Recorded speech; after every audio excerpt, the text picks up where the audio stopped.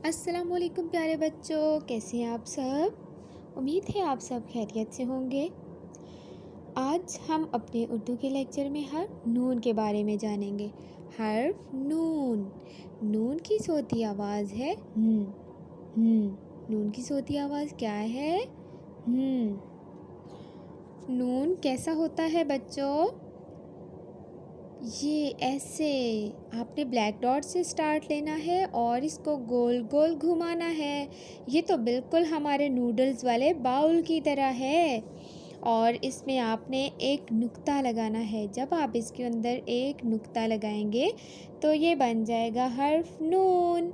नून की सोती आवाज़ क्या है? निदा। निदा। नून निदा। नून नीला। पानी का रंग कैसा होता है? नीला। नून नीला। और ये है नारियल। नून नारियल। और नून नदी भी होती है, नदी। और नून नहीं कौन करता है? नहीं। नहीं किसको मामा काम बोलती है तो वो बोलता है नहीं। जो अच्छे बच्चे होते हैं वो नहीं नहीं बोलते। ओके प्यारे बच्चों, आप लोगों ने नारियल और निदा के कपड़ों में रंग भरना है और नून को बहुत अच्छे से लिखना भी है और उसके अंदर एक डॉट भी लगाना है।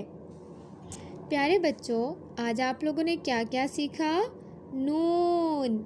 नून निदा। नून नीला। नून नारियल।